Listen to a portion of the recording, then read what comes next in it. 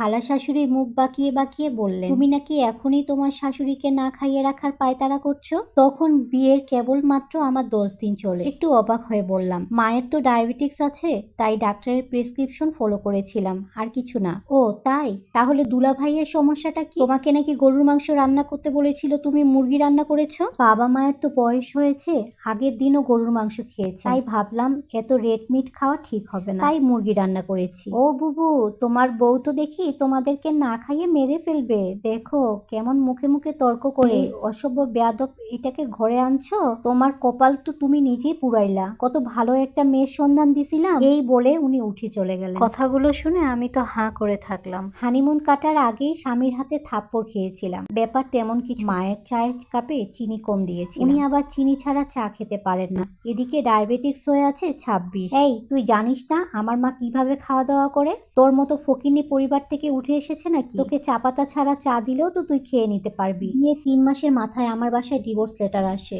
অবশ্য 1 মাস আগেই আমাকে মেরে অপমান করে বাড়িতে পাঠিয়ে দেওয়া হয়, কারণ আমার দেবর আমাকে কুপ্রস্তাব দিয়েছিল আর আমি আমার স্বামীর কাছে অভিযোগ দিই। উল্টো দোষ পড়েছিল আমার উপরে। শোনো বউ, নিজের কাপড় চোপড় নিজে ঠিক রাখতে পারো না, আর দোষ তো আমার ছেলের। শাশুড়ি মা বলেছিলেন, নিজে যদি মাথায় ঘোমটা দিয়ে থাকো, ওর আশেপাশে না চলাচল করো, তাহলেই তো হয়। কে বলে বারবার ওর পাশে ঘোরাঘুরি করতে? অল্প বয়সী ছেলে, এরকম শরীর দেখিয়ে বেড়ালে মাথা ঠিক থাকবে নাকি? এটাই স্বাভাবিক।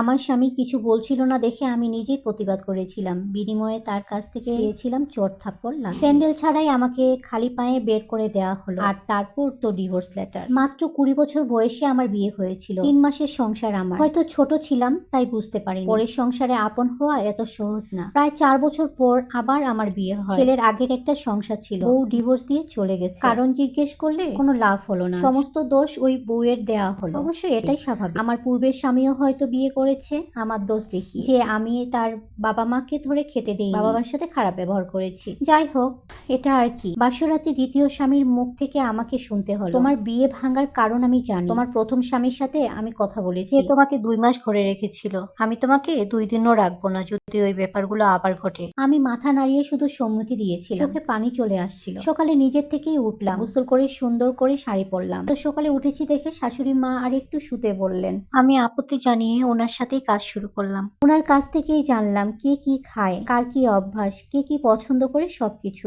আমার আগ্রহ দেখে উনি খুব খুশি হলেন। একই সাথে আগের বউয়ের বিস্তারিত বদনাম করলেন। রান্না বান্নায় আমি আগে থেকেই পারদর্শী, যে যখন যেটা খেতে চাইছে আমি বানিয়ে দিচ্ছি। শাশুড়ির হাই প্রেশার, ডায়াবেটিক্স, থাইরয়েড সবই আছে।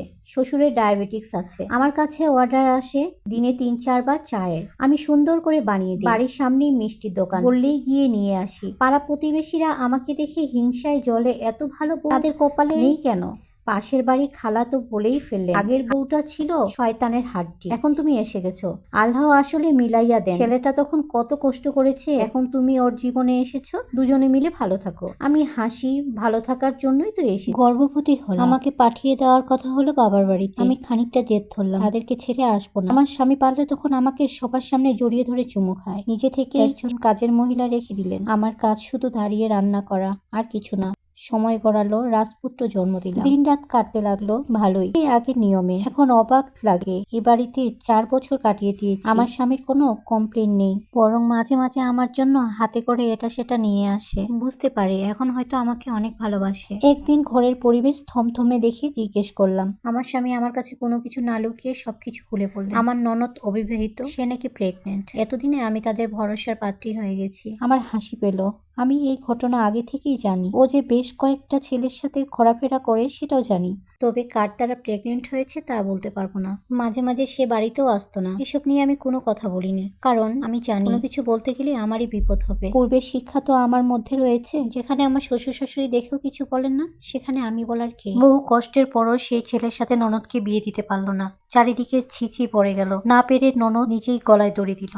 পুলিশ, মিডিয়া, বিশ্রী ব্যাপার। বাবা হার্ট অ্যাটাকে বিদায় নিলেন, মা পড়লেন বিছানায়। আমি শক্ত করে স্বামীর হাত ধরে তার পাশে থাকলাম। বাসর রাতে কড়া কথা বলা মানুষটা শিশুর মতো কাঁদে। এইদিকে আমার যমজ 2টা সন্তান হলো। আমার সন্তানদেরকে আমার নিজের শিক্ষায় আমি বড় করলাম। আর এইদিকে আমার স্বামী সবাইকে হারিয়ে একা হয়ে গেলেন। এখন তার পরিবারে আমি আর 2টা সন্তান। বাবা মা বোন সবাই দুনিয়া থেকে চলে গেছে। সে একদম নিজেকে একাকিত্ব মনে করত। আলহামদুলিল্লাহ এখন অনেকটা ঠিক হয়ে গেছে। সে এখন তার ভুল বুঝতে পেরেছে। সে এক কথাই বলে, মানুষের দোষ ধরার আগে নিজের দোষটা খুঁজে দেখার দরকার। সবার সুস্থতা কামনা করে আজকের মতো বিদায়। সবাই ভালো থাকবেন। আসসালামু আলাইকুম। আল্লাহ হাফেজ।